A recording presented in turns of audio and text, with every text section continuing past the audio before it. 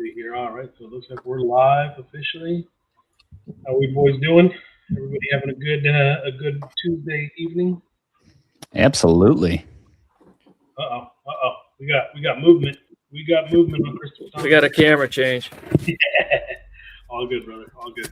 All right, gents. Well, again, we're going live here through Vetted VA. Obviously, I'm not the normal host that runs this thing, but Josh was already pre-booked elsewhere, so we're just going to go ahead and fill in as best as we can, or at least myself. I'm going to fill in as best as I can. Again, my name is Jerry Avila. I am a mortgage broker within Vetted VA. I do hold what the VBA 5 rank. Amongst these gentlemen here, we're all ranked right up in there.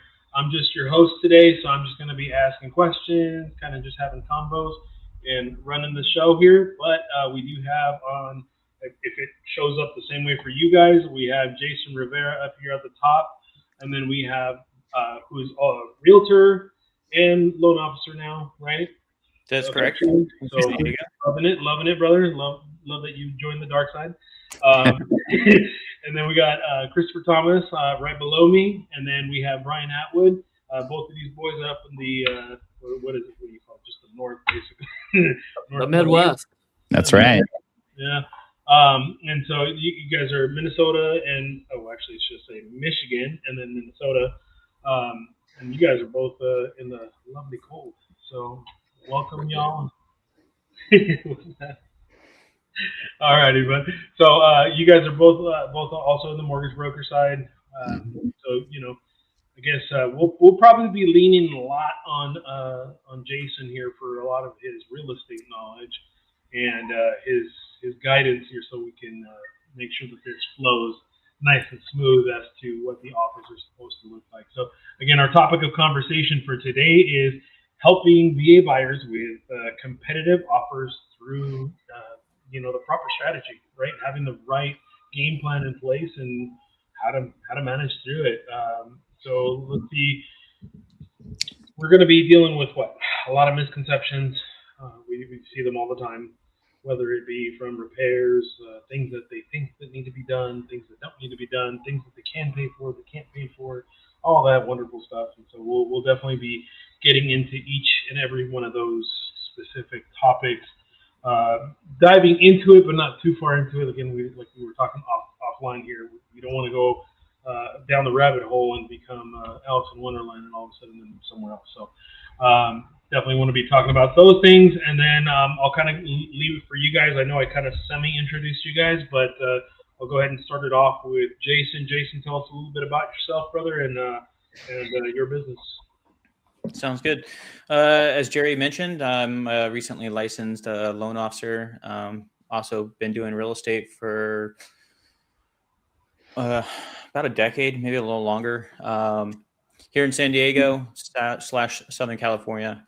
Also a former Navy vet for 10 years in the sub community, and love helping veterans. I mean, that's why I'm here. I love getting on camera and doing these lives and talking, the truth. So I'll pass it over. That's right. All right, and then like I said, down right below me here, we got Christopher Thomas. And Christopher Thomas, give us a little bit about you, bro. Yeah, Chris Thomas. I'm in Michigan, born and raised here, live here. I've been doing mortgages for 10 years, 6 years with a bigger company and 4 years on my own, me and my wife against the world. I'm very confident in the VA loan through trial and error over the last 10 years. And I love taking a hard situation or taking a problem and solving it. And I think the VA has a lot of tools to help access home ownership above other loan types. And the more you know about it, the less intimidating it's going to be, as we'll find out. That's right. All right, I've been here to my bottom right here. I guess is here at the bottom left. We got Brian Atwood, and Brian, give him a little something about yourself, brother. Yeah, for sure. I'm here in Minnesota, licensed in the Dakotas, and then also down in Florida. But I'm an Army veteran myself. I grew up in real estate, actually, so I had a lot of knowledge on the real estate side. And we ended up launching into mortgage when we just realized that there's so many realtors that don't know a lot about mortgage, and vice versa as well. A lot of lenders don't dive into that world either. I had several homes personally, and I don't recommend this for any other pros watching this, but several homes personally on VA loans before I got into mortgage. And when you go back and start diving through your old closing disclosures, it hurts your heart a little bit to realize that some of the places that you worked with before. So again, just come back to try and educate and teach everyone to know what to look for, what to watch out for, how to win and use this awesome benefit. For sure. And I appreciate you guys for coming on. I know that obviously we are all busy. I know we probably all have text messages, calls coming in right now from realtors, from other lenders, and trying to get things done as quickly as possible. And you guys are dedicating your time to answer questions, give guidance, and give support to those who are in our community watching.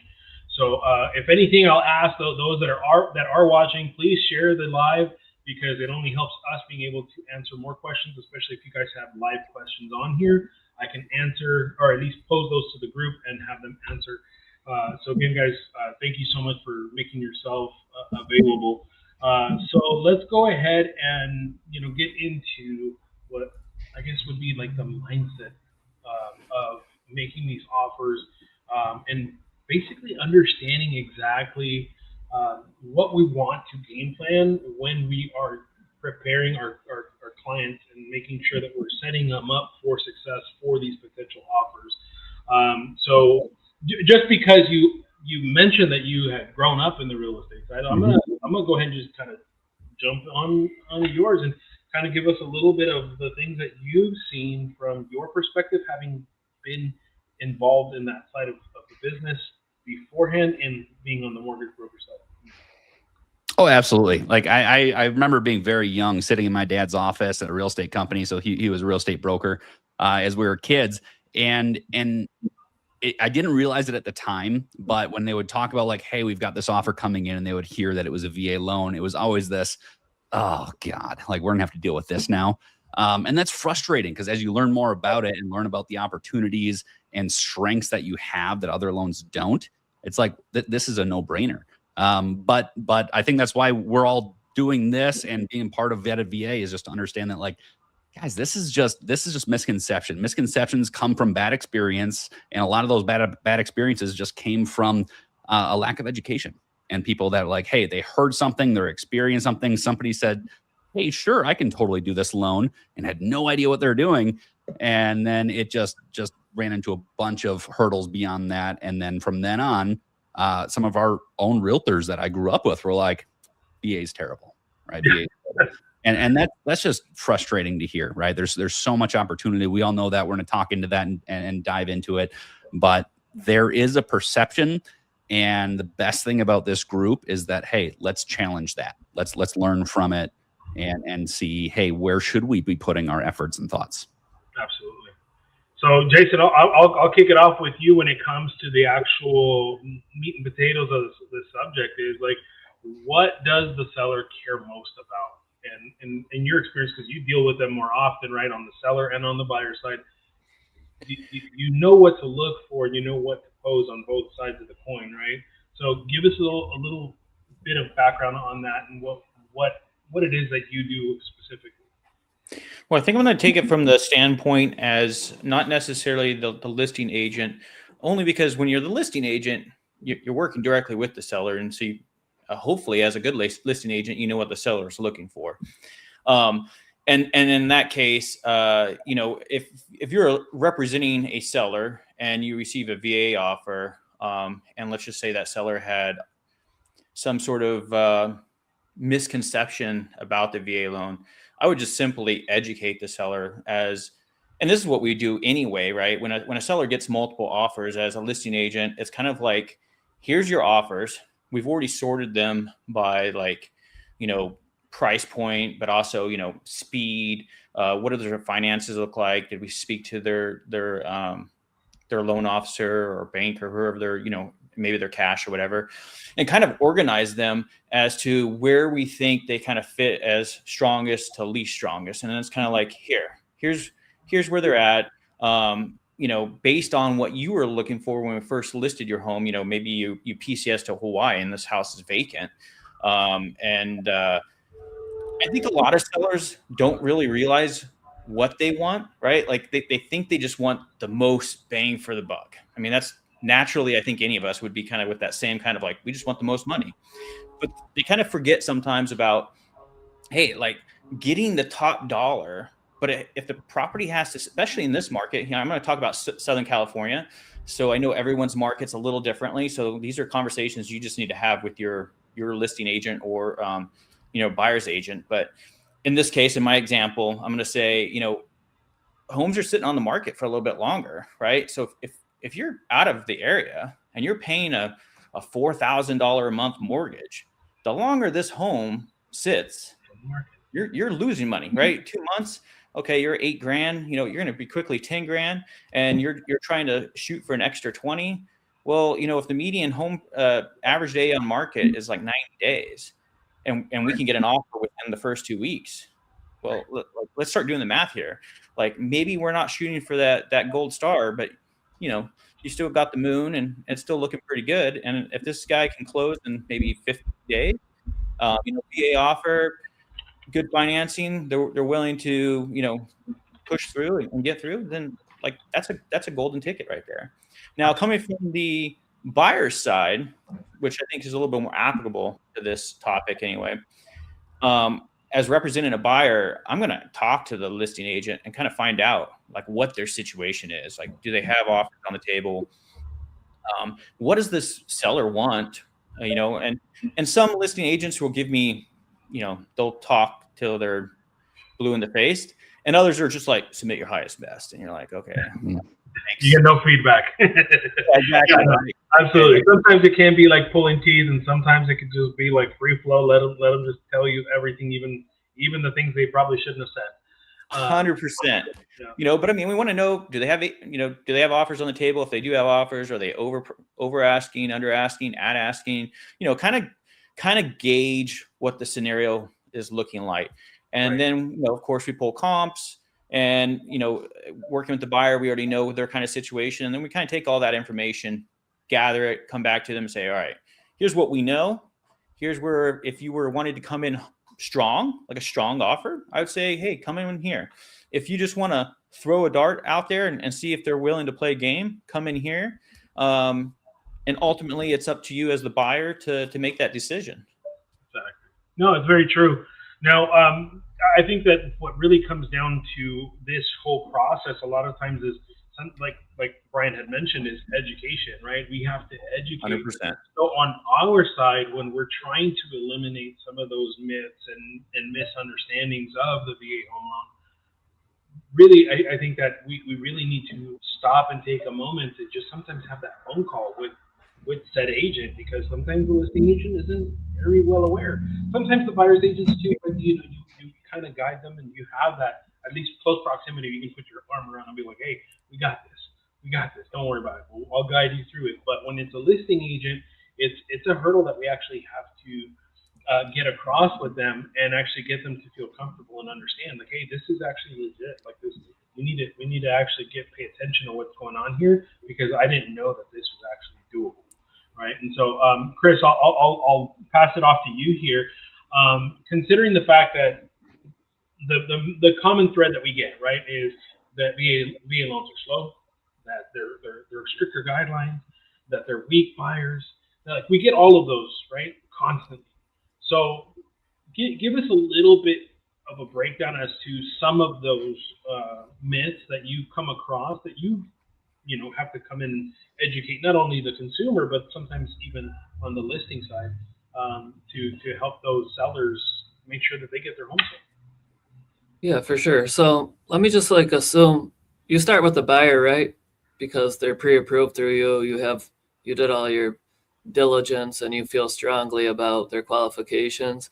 And then I'm reaching out to the listing agent. So I'm never going to make an assumption about what a listing agent knows about the VA loan. I'm just going to open-ended question. Hey, have you done a VA loan before? Are you comfortable and confident with them? Oh, they might say, oh, I heard they're slow. Not exactly true. The VA appraisal process only takes, 10 days there and back.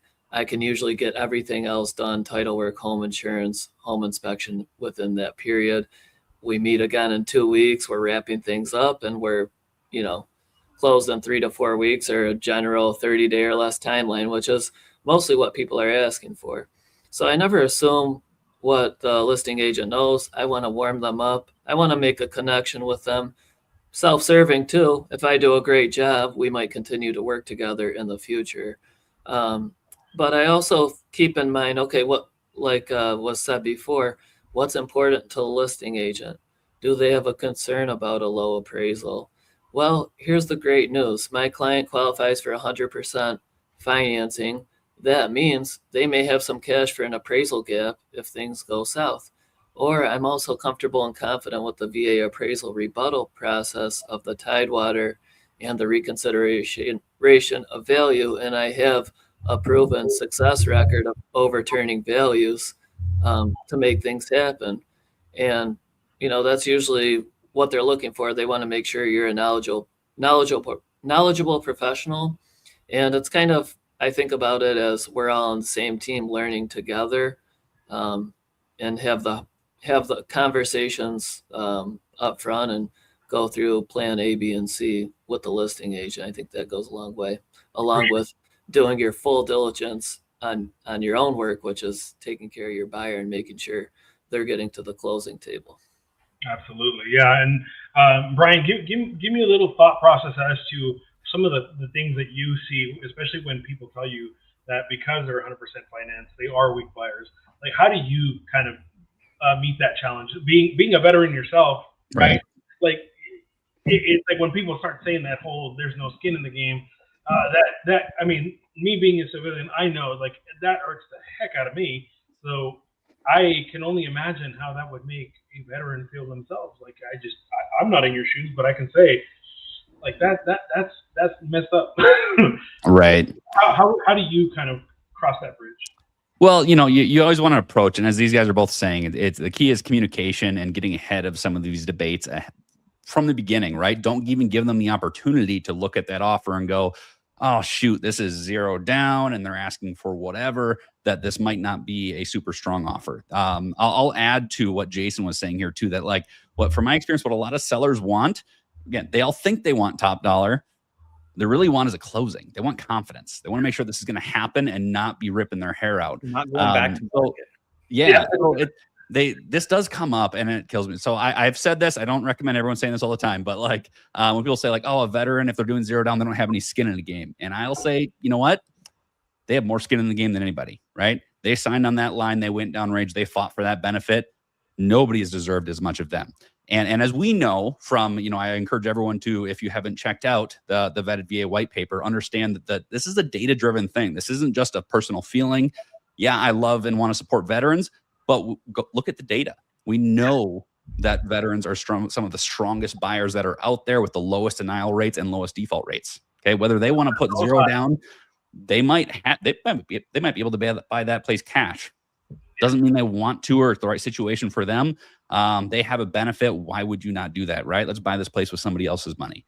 So it does come up, but I always will challenge, hey, you know what? Like, do you want, what do you really want? Do you want the highest likelihood of closing on this? Then VA is where it's at. Yeah, absolutely. So I'll pose this to Jason just because I know that you face these questions constantly.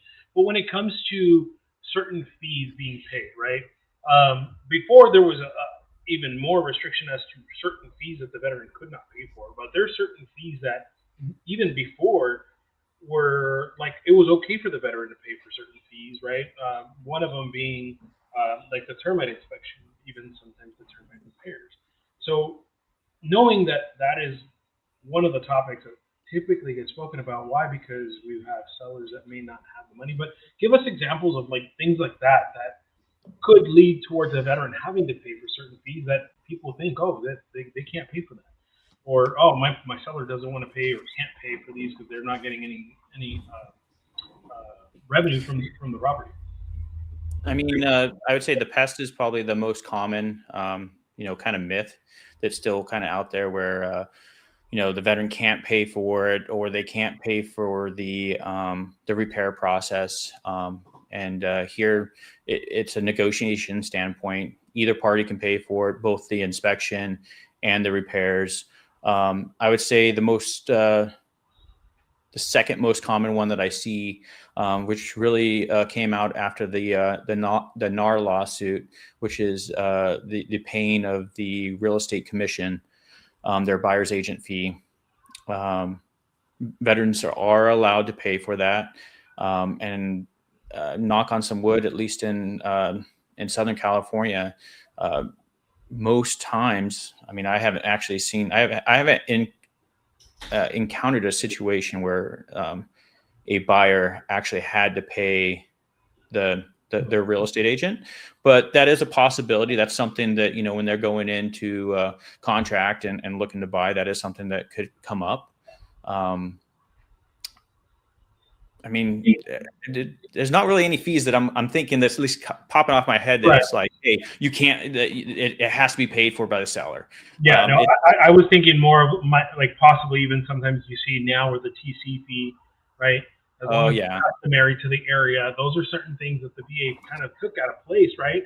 So we see that, and it's like before we would let it be known right away. It's like, hey, these are junk fees.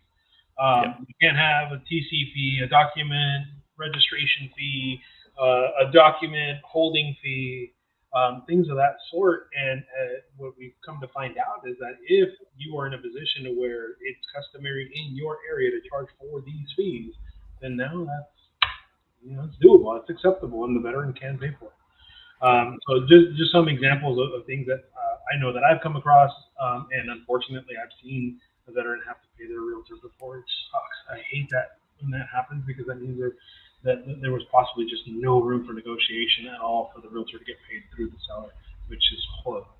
But I digress. Now, when we're talking about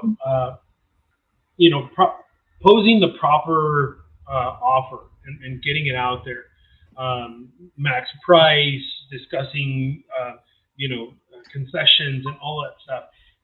What are some things, Jason, that you kind of try to do with your consumer, with your veteran consumer, to better understand exactly where they want to be? Because obviously, just because they qualify for a certain dollar amount doesn't mean that they want to go all the way up there. And also at the same time, they don't always want to have to come out of pocket if they don't have to for some of those costs. So give me something on that. I would say, the very first thing is, because I've actually met some buyers, and definitely have seen some on the vetted VA side where, the buyer does not want their real estate agent to know like anything financial. And I'm always like, man, you're building a team. Like legitimately, these are, outside of your spouse, if you're married, these two people that, are going to represent you from the loan side and the real estate side are going to be really close to you. Like family, at least for the next 30, 60, 90 days, or however long you're with them. Right. And I always ask, like all of our buyers, that it's where is your financial situation? Like, I know I'm not the loan officer, or at least I'm not acting as your loan officer, but I want to know kind of what is that bragging right dollar amount, because that's what I call it, where you're pre-approved to $1 million or 1.2. I'd say 9 times out of 10, they're not going to spend that amount, but that's their bragging right. And then I want to know, what are you actually looking to spend on a monthly basis? Where's your BH if you're active duty? You're looking to go over that, you're looking to stay under that. Because really, when we buy a home, we live with the monthly budget. We don't live in that 30-year big number that's a bragging right. It means nothing, right? I want to know, are you wanting to spend $4,000 a month, $5,000 a month? And I tell them right up front, I'm going, all right, when I say $4,000 a month, $5,000 a month, I'm saying that's going to include your principal, interest, taxes, HOA, and insurance. Well, if it has an HOA, if it doesn't have an HOA, then we'll omit it. But it's everything outside of utilities. I want to know that big number. What are you looking to spend? Because that gives us, we can, reverse engineer that. Hopefully the loan officer also did that, but, and hopefully we're complementing each other. I mean, all of the loan officers we work with, and that, typically we're also trying to build a relationship, because we need to be on the same page. We need to guide this client to the right, to the success, right? Like at the end of the day, we want to be successful. Absolutely. Yeah. Communication has to flow. Yeah, exactly. And so, I want to know, what are they looking to spend? I also want to know what kind of savings do they have? Are they going to need closing costs? And that's okay. If they have $100,000, that's okay too. Like, and it's not that I want to spend all their savings, but it's like, I look at it like a deck of hands. If we're playing cards, what cards do you have in your deck? So when it comes to negotiations, we can kind of like play with that and be like, all right, we don't necessarily need to go for closing costs. Right. Because he has, he or she has closing costs, so we can maybe focus something on getting the roof replaced. It's a real hard sell when you come in and say, hey, I want, all the things. 15,000 towards closing. I want you to buy my rate down, and we also need a new roof, and I don't know, and the carpet replaced or whatever. And you're going like, oh, geez, like this is going to be a hard. I mean, again, it becomes one of those things where you're tailoring, right? Because you're tailoring according to the situation. Home sits for too long, then you might have an option. Every home's different, and that's also where the communication between you and the loan officer comes into play. Because I'd be like, hey Ryan, is there any options out there right now where there's maybe some lender credit, and what does that look like, where maybe we can offset something? Yeah, exactly. And just kind of tailoring, trying to meet that budget, and so that way when we actually find the home and we find out what they're looking for, we can take all that information and try to present something that hopefully wins them the home, but also meets, all their wickets that they're looking for. Yeah.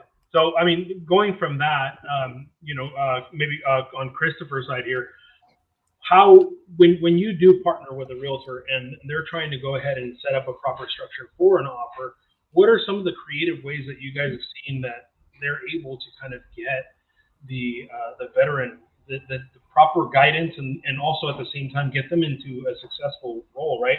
Because at the end of the day, that's the end goal, is to get them to have a successful outcome out of that offer going in. So what are some of the things that you've seen? Yeah, I guess once you're over the budget, it's not just what you're approved for, but what you're actually comfortable paying. And it's good to stay in bounds and be looking at appropriate homes, but it's also good to know what you're working with. Step one is paying for all the closing costs. Can you do that on your own? Step two is how much do you have after that, right? Do you have anything left? Do you have some savings left? Say, for example, you have the 100,000. Maybe you can buy a property that has, some fixer upper, and you can put that cash into it and then maybe figure things out later. So it just depends on your position. Or like, I've had, sometimes I want to mention that sometimes things are flexible and can change during the process for the better.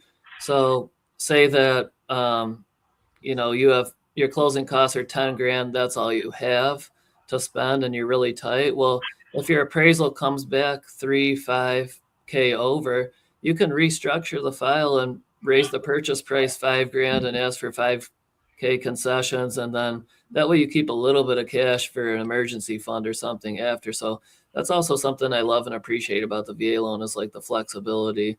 And of course, yes, you'd be financing that extra 5 grand over 30 years.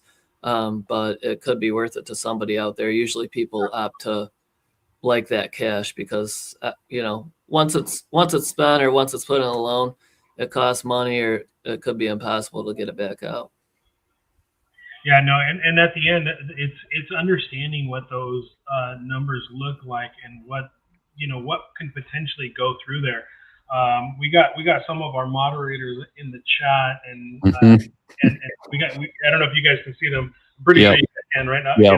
I'm hosting this, so I don't know if you guys can see it, but you got some good points in there where it's like monthly numbers that you're comfortable with, and being comfortable with what you're comfortable is different than what you can afford. That's very true. And it really comes down to a situation where what happens if there is an appraisal gap?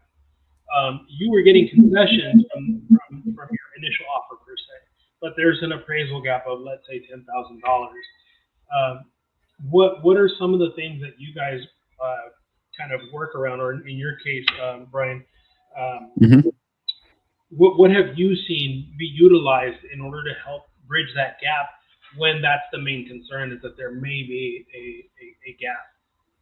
Right, absolutely, this is a common question for everyone, right? What if it doesn't appraise? Am I stuck with that? And it's a huge fear, but like, oh shoot, we're going to be 20,000 short, and now I have to find 20 grand, and it's not right. There's that protection there with the VA loan that you can't be forced to. Doesn't mean you might not want to cover that gap or some of it. And as Jason was just talking about, like that's a great reason why it's great when we have extra assets that we don't need to use. Okay, we have that backup plan. As both Christopher and Alexis in the comments there are calling out about understanding what affordability really means, right? It's not just saying, hey, the VA is really flexible. We can qualify you really high, but do you want to, right? Do you want that payment? If closing costs are 10 grand and you've got 10 grand, is that what you want? No, not necessarily. So understand when that gap happens, and it does happen. Again, I don't know if we're going to talk about this separately, but like we've got a couple protections in place. Or we're going to go through Tidewater. We can go through ROV. We can go through secondary review. A lot of ways to get that value up to protect you.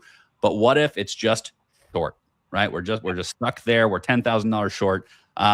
First and foremost, it's always going to go back to conversation, right? We're going to go back to let's talk to all parties.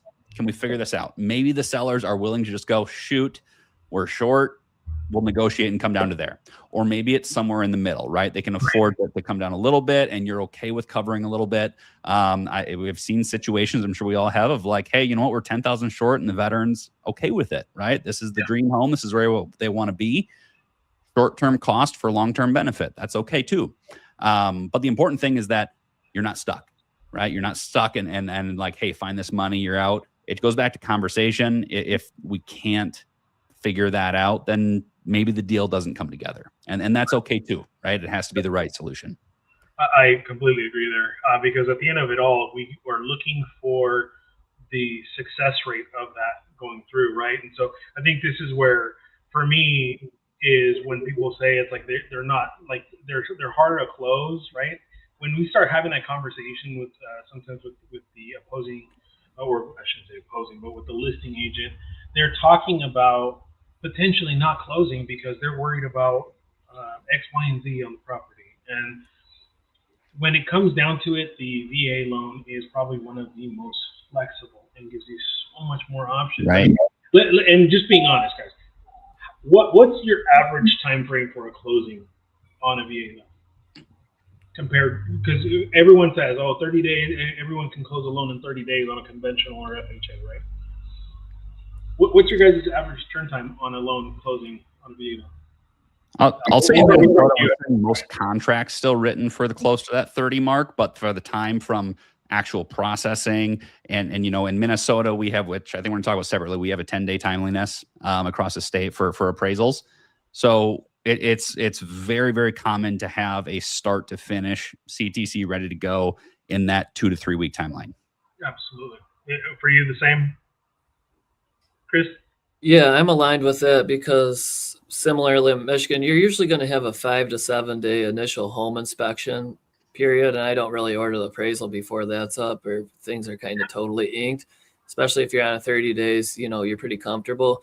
And then, like I said, getting all the conditions in, getting organized, title, home insurance, water test if it's on well water, stuff like that. Yeah, you got the little one-offs, right? Yeah, but we know that about the property going in. It's planned. We're dialed in.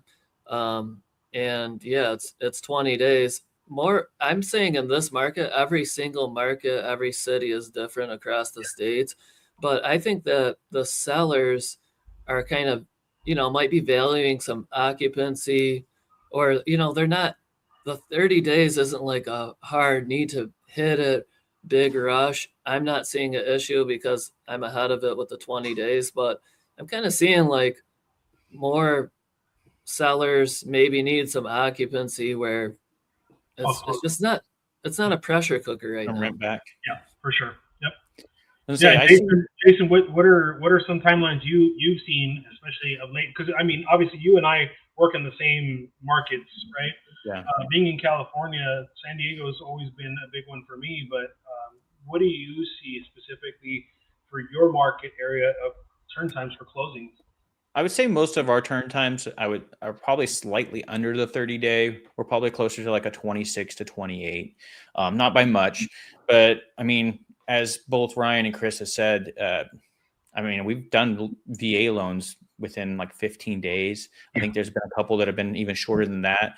One of the things, and before we even, I just want to put this out there, is that your buyer's agent, before they like write the offer, or as they are writing the offer, should be calling the loan officer and actually asking them. I mean, that's something that we do every time, just because the market fluctuates. Their loan officer, depending on or bank or whoever they're using, can vary. They might be really busy or whatever, and maybe they have a slower turn time than the person that they're used to using. So instead of writing an offer and then saying, "Hey, surprise, look at the turn time. I need a VA appraisal in 6 days," and they're going like, "Wait a minute, right now it's like it's definitely 10 days," and that's a stretch sometimes, right? It's like, hey, have the conversation. They should be reaching out to the loan officer, or whoever that partner is, and going, "Hey, Chris, where are you guys seeing right now for VA appraisals? Is it 10 days? Do you think we could squeeze in maybe a 7-day or 5-day? Where's your CTC? What lender are you using, or whatever? And, what can we do here? Can we, the seller's asking for quick as possible. They want, as soon as possible. We're kind of trying to compete with someone that has cash, and they said they want to do 14 days. Do you think we can even compete with that?" And then, Chris is going to be like, "Well, based on this and this, I think we can, if we, give ourselves 1 day grace," or whatever the case may be. Yeah. But you're playing a game here, right? It's game planning. And so you have to have that communication with your loan officers, or your buyer's agents, and kind of build that. Because if I just I could submit an offer, and it means nothing if I never talked to Ryan or Chris, right? Like, I could throw out all kinds of crazy dates, and then they get it, and they're going to see it and be like, "Oh." I mean, you and I have worked together in the past, and Exactly. And that's one thing that we would discuss on a regular basis. How soon can we remove this? Where do we stand on conditions? Yeah. How quickly can we get this ordered, and how quickly can that happen? Why? Because the communication has to be there. That communication is really the thing that's going to guide that conversation and guide that consumer to know what the expectation of timeliness is, and not just be like, "Oh yeah, hey, I got an 18-day close for you. Let's go ahead and hammer this one through." And it could be a manual underwrite, and you're kind of going like, "Oh my God, what did I just get thrown into?" I think this is a spot where I'm going to circle back and say, this is why it's so important for the veteran when they're shopping, they're building their team, they're shopping for their real estate agent and their loan officer or bank. Is, I know veterans are naturally, like, we see it all the time. They're right, like, "Hey, so-and-so offered me 4%, something ridiculous," right? And you're like, "Oh man, like, what are they doing?" Rates matter, because it does affect your buying power, especially in an area like San Diego where it's so expensive. But you need to ask that loan officer or whoever you're working with, what is their average date? Like, how fast can they do the loan, right? Like, there's some companies out there, when they get busy, they're pushing 60 plus days, and if they're offering you this golden rate, but they can't close within at least 30 days, then what good is it? Because you're not going to write a competitive offer.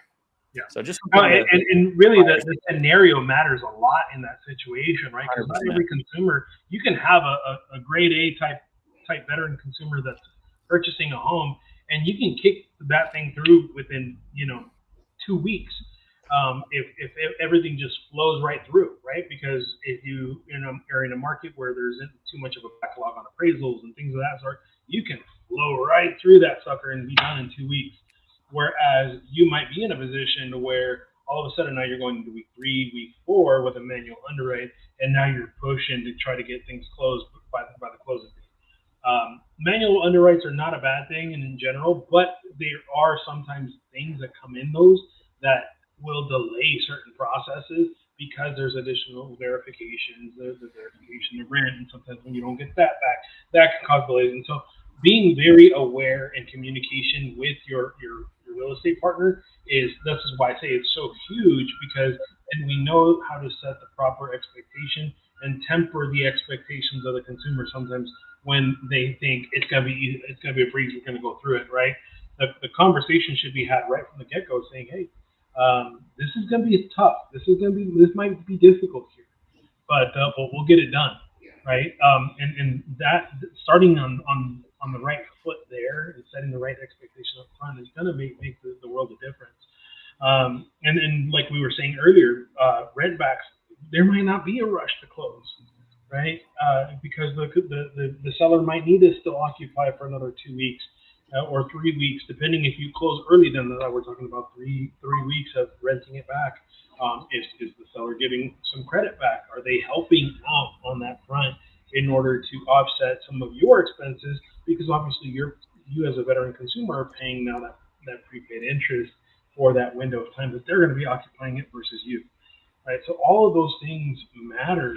And obviously, like when it comes to contingencies, guys, especially for my two boys in the Midwest here, what are realistic expectations for timeliness and for inspections? Because I know for myself in Arizona, I can't even order the appraisal until we know that they've done their due diligence window piece where they've removed contingencies for the inspections, right? So what is it that you guys see more? I know you mentioned 10 days, but we'll start with Chris. Okay, so I mean, I've had a tight timeline where I've ordered the VA appraisal from day one once the contract's accepted.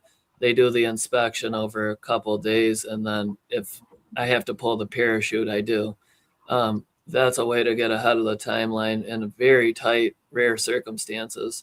But yeah, usually a home inspection could be, 3 to 7 day period where we're waiting on that, plus 10 days for the appraisal. You're at 17 days. You're kind of looking at 20, 25 days for that clear to close or everything done start to finish. Yeah. Okay.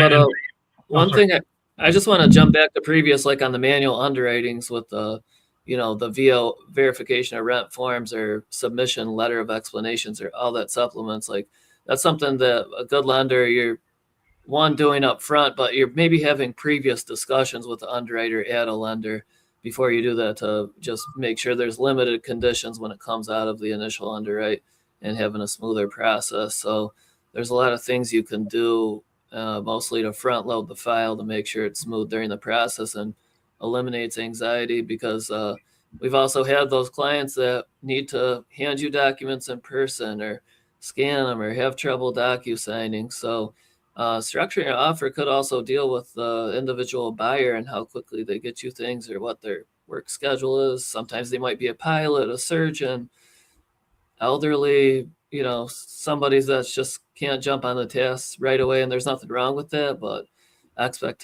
expectation setting is probably the number one thing and the communication is, those are key aspects of a good transaction. Yeah. And for you, Brian? Yeah, absolutely. I want to, what Chris just said there too is setting that expectation and understanding that a lot of people ask about how long is this loan going to take? And you know what? The loan's one piece of this. There's a lot else going on. There's the inspections. There's the realtor. How long, if it's going to take me 5 days every time I ask for a new pay stub to get that pay stub, we're not going to be fast. So just understanding that, like, hey, we're all on a team here. We're going to need to push forward and all be fast. If we can all be fast, great. Quick note on the timeliness for different areas. It's important for the lender in each area to know what that timeliness is, but that's not your appraisal will take 10 days or 7 days or 15 days. This is the limit. That's when we get to start being noisy and yelling, saying, hey, hurry up. I was about to bring that up, but I'm glad you did. I don't think Minnesota, there's busy times, right? Especially in the Midwest, and I'm sure other areas too. We've in peak seasons, a lot of people in Minnesota want to move in the summer. That's when it's going to stretch that limit.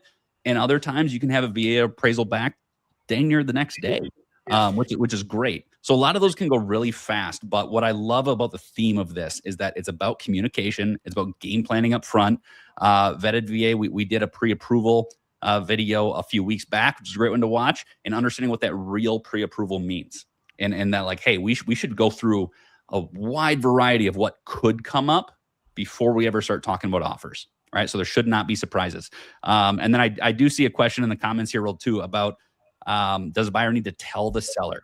This is going to go back to what I was just saying about issues or manual underwrites or everything else, saying like, hey, maybe the veteran's not in the best place, so it's going to take a little bit longer. Absolutely not. Right. We're doing the homework up front. We're getting this done.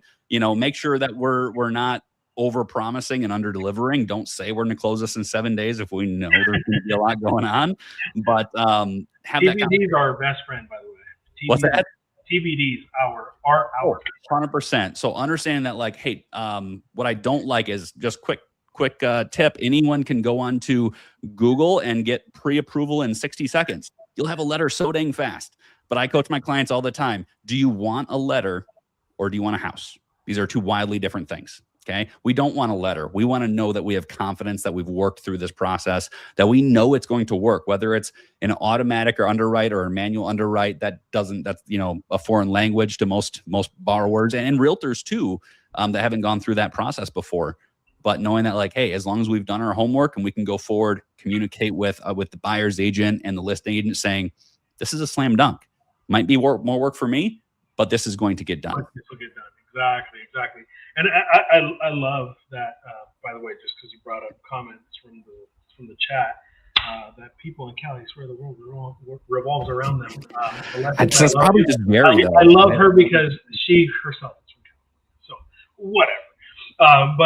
No, I mean, like getting serious about it, guys, right? Like we are having to have the whole concept of identifying exactly what the needs are for both the consumer, for the seller, identifying what the communication lines are going to be for timeliness, expectations. And this goes across the board. This is not just one person. It's everyone in the team having to do this, which is, for me, I feel like that is one of the main reasons why you see the results that you see a lot of times in vetted VA, because you see the same kind of standard and expectation of what's supposed to happen. We all kind of run with the same type of cadence, right? And so when we're moving in that direction and we're now talking about seller concessions, or we're talking about how can we go ahead and offset these expenses, like there's people that say, oh, like, well, there's not even 4% in total closing costs for this file. Well, it's like, okay, but my client is requesting said concessions because what else can we use them for, right? I'll leave it to Jason. What are some of the things that some of those concessions can be used for additionally, other than just closing? Well, I'm gonna throw the one out that was just tossed out. I think it was yesterday or the day before by Eric Browning, that can be used for paying down debt. That was quite a popular one in vetted VA. If anyone's been browsing some of the posts, it's a wonderful benefit. Yeah, it's paying down debt. Though is a huge one, especially for buyers that have that large car payment, or an unfortunate credit card or whatever. Those can be extremely helpful for some buyers. I'll go ahead and pass it. I don't take all of them. No, Chris, go ahead and give me another one that you on the concessions. Yeah, I mean, it's like being a quarterback. You go through the check downs, right? Like the first thing you're going to take is the closing costs, right? Underwriting, credit report, appraisal, title work, home insurance, taxes. Okay, what's left after that? Okay, do we have excess? We could do a price reduction, or if you have debt, we can attack the debt. The most concessions I've ever seen was I helped facilitate a for sale by owner between a veteran son buying it from his parents. They obviously gave him a great deal. It overappraised, rightfully so because of the deal. So we gave him $20,000 in concessions to wipe out all his debt. And that meant the world, because when you just have that one bill, that one mortgage to pay, life is a lot better than it was with the rent, the high interest rate debts, the car payments, all that. So that was like, I really felt like almost life-changing, not to pat myself on the back, but to structure something that way, which you can't do with any other loan. I mean, unreal. Well, Brian, give us some 2 cents on that piece. Yeah, absolutely. So if I can, I'll kind of reiterate first on this. I think we just had a several questions. I mean, we get questions on this almost every week, I think. And then we hear people say, no, I talked to my lender and they said that you can't go above 4%. So just to clarify for anyone watching, What the VA handbook says is that a seller can cover all closing costs, including some discount points, plus 4%. So yes, paying off debt, use other things. Another one that we've used before is like a lease buyout, right? They're stuck in a situation like, hey, we've got a couple months left on this lease and we want to move, but we can't afford both. Or there's a fee to get out and get it done. If the seller's open to it, again, how do we find this out? Is communication. We have to figure out what those sellers want and what we're trying to accomplish. So a lease buyout, and then even some, I want to say like personal property items, right? There's certain things that would not typically go with a house that could, and your state's going to be different on how they handle the value of that personal property items in real estate. But those are things that can be included too. And it's amazing the flexibility. Go ahead, Chris. I had some other things. Yeah, like returning the earnest money deposit's a classic as well. The one thing you can't ever do is get cash back, just to clarify. The other thing I've done is like mid-process, hey, we want to buy a new washer and dryer. With my blessing, they threw it on their credit card. We then paid that credit card off. Love that. Yeah, robbing Peter to pay Paul. No, but no, and it's in a sense. I mean, we're making it simple. We're facilitating. That's what our job is to do, is facilitate the outcome. So yes, obviously we want to make sure that the buyers are in a position to where they are being taken care of, but also the sellers also not feeling like, oh, I'm being taken advantage of here. Because in the flexibility of the VA loan, you're able to really manufacture sometimes results that you cannot do in any other loan, like Chris just said earlier. It's the only loan type that allows you to do this. Like you said, giving back the earnest money, getting funds to pay for appliances. You can actually take the screenshot, or like I had this client do this.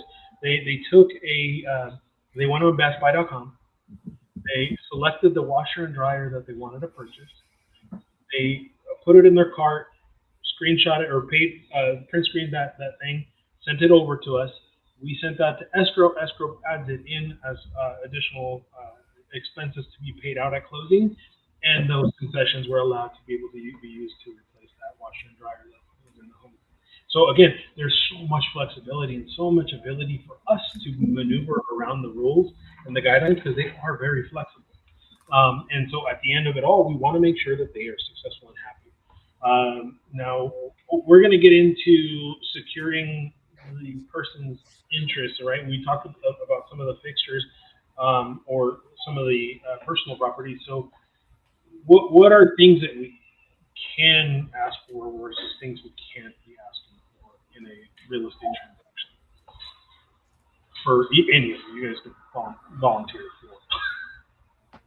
Because I'm not on the real estate side, but I know that there's certain little things that can pop up. But go ahead, Chris. I guess like personal properties also no. Like somebody simplified this for me and it made total sense. Like if you tip the home upside down and shook it, like anything that's attached is good. But like, you know, the piano or something like that probably is not, it doesn't add value to the home. So I think they'll look through a contract to see if you noted any personal property to stay. Yeah, and anything that's movable, in essence, you need to make sure that it falls, as Brian said earlier. You want to make sure that you're within the guidelines or the expectations of what can be done in your particular area, right? Right. Now, when we're talking about post closing, is there anything that you guys? And I apologize, Mike. I got a puppy here, and she's gonna be making noise now, so I'll probably trim this down. How about we do this? Let's talk about. Let's give our 2 cents as to each of us, right? We can all go round robin here.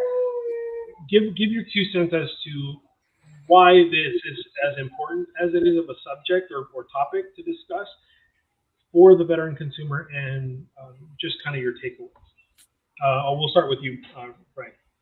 Yeah, for sure, man. So one of the biggest things, again, we've talked about in a lot of these meetings is assembling your team, understanding what you're trying to accomplish, understanding what the skill sets are of your realtor and lender to make sure that they understand the product so they can sell the product, right? Make sure that the other parties are going to be on board, but everyone can be part of this. You shouldn't be afraid to ask your lender to say, hey, how strong is my file? And if they feel it's rock solid, can you tell that to everyone else? Can you reach out to those sellers agents? Can you fight for me? Can you help me win this? Just understanding that when we go in, as much as we're all fighting against it every day, it pains me to say that we have that slight disadvantage in the VA because of perception. And the way we beat that again is education. So we keep on sharing with everybody, hey, this is a phenomenal loan product. This is how we're going to win. This is how you're going to have the best loan experience. And I want to turn around this view you have of VA loans right now. And then, you know what, you get to tug on heartstrings a little bit and be like, really? You're going to accept this random other deal over a veteran that fought for your country? Let's go. We want to win this, man. So we want to go to bat for you. Veterans got to do some homework first, right? They got to get that pre-approval done right. We have to make sure that we have all the ammo that we need to go to battle. Don't hang it on a wish. Make sure we've got our COEs in place. We've got a rock solid pre-approval, and we can go win. Jason, go ahead and give your 2 cents. I kind of would like say that Ryan really kind of hit the nail on the head with the communication. And I mean, like way before they even get to writing offers and honestly, even before they start to the pre-approval process, it's super important that they build their team, that they identify their loan officer. And I'm going to kind of throw in a little bit of what, let's see, the question that was, where was it? Something about, does it matter how long a lender or real estate agent has been in business? Kind of question. It doesn't to a certain degree, because education is certainly more important than how long they've been in business.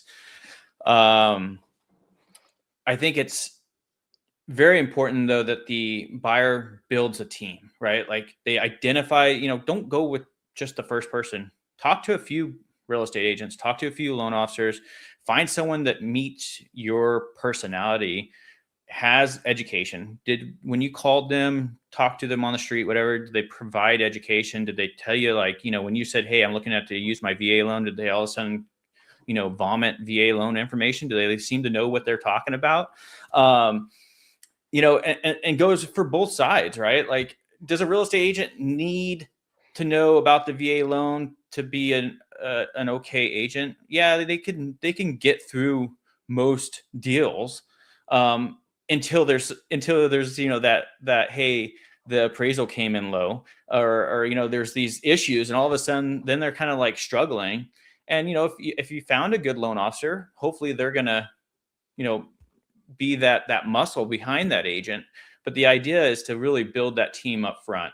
If you identify a strong agent that knows the VA loan, has the education, is providing the education to you, you may not necessarily want to know it, but at least they can provide it. And same for the loan officer, and you build it strong. Then when it comes to actually writing those offers, you already have that working team. I'm already talking to Chris. I'm already talking to Ryan. I'm already talking to you, Jerry.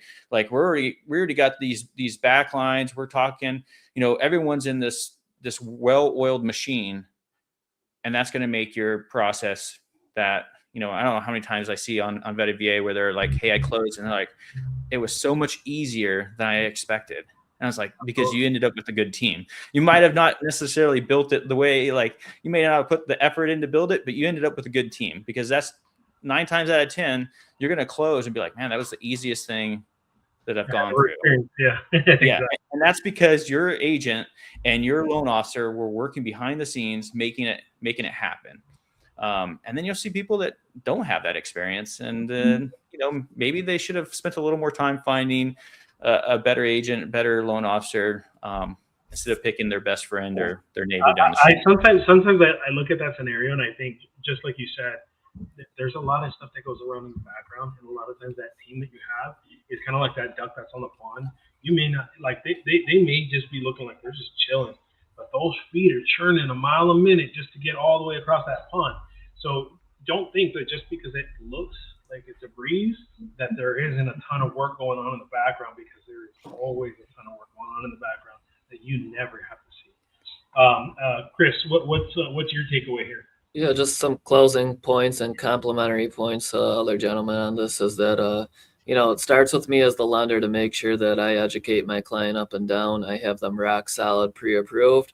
And then I move on to the buyer's agent because we're working as a team, all three of us. We might even be in a nice little group text together and working through some problems or issues. But like, is there a pain point? Because if I need concessions to make this work because my buyer doesn't have enough for closing costs, that needs to be upfront day one. We're not offering on any house without X dollars worth of concessions. I'm calculating the property taxes beforehand, looking at what's current, what's future. Like, we're working through it all, and then we're presenting that to the listing agent. And then no deal, there's no house, there's no getting a house unless that listing agent accepts your offer, right? So it's crucial that I reach out to them, extend the olive branch, reassure them, educate them if I have to. And an inexperienced agent with VA loans can't be a bad thing sometimes because they're a blank page and you can mold them and set them off with a great experience. Yeah. So those are my three things. Starts with me, buyer's agent, listing agent. You go through the transaction. Any bumps may have been previously discussed. And back to expectation setting, you can always reset expectations as long as you do it as quickly as you know that something may have came up and how you're going to plan to deal with it.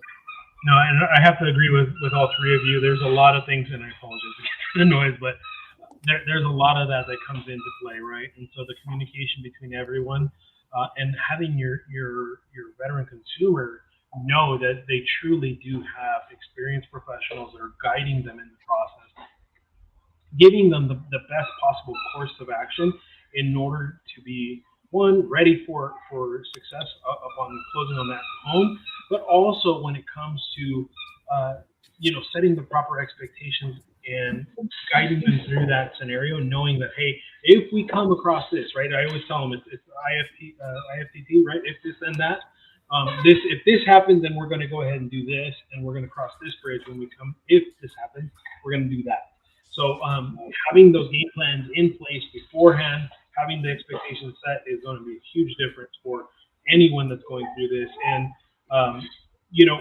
to close it out here, guys, I want to say Vetted VA as a group, as a community, is huge for the veteran consumer. You don't understand until you're in it just how much knowledge, how much support is shared between everyone. And I apologize for the noise in the background. But when it comes down to it, we are all moving in the same direction because our goal, our plan is to have you as the veteran consumer succeed. But how do we do it as professionals? Well, we surround ourselves with other professionals that are just like us when it comes to wanting to serve our veteran consumers. That means if you are whether it be a veteran professional, right? You're a veteran, but you're also either real estate or a mortgage professional, and you want to become better at what we do, then hey, join us. Become part of the group. Join Vetted VA. It's not hard to find. You go on to Facebook, search groups, put Vetted VA, and you'll see both the professionals group and the main group. If you join the professionals group, you'll be able to get a lot of information, a lot of support there, even when maybe your own brokerage may not have that information. All of that comes into your disposal now to have all that help. So when it comes to it, if you guys then decide you guys want to be part of the community and want to help us serve other veterans in the community, answer their questions, and provide all the knowledge that we can share, just based off of using the 26-7, then at the end of the day, that is what we want. And so if you guys are not part of the group, join us. Come see what we're about. And if you are a veteran out there that's just watching for the first time, know that this is just the tip of the iceberg that you're getting to see right now amongst us here in conversation. So thank you guys again for joining us. Chris, Ryan, Jason, thank you guys so much for sharing your knowledge and your experience. And again, looking forward to seeing you all next week when we roll out the next topic, okay? Thank you. Awesome. Thank you. We'll take care, guys. Bye-bye.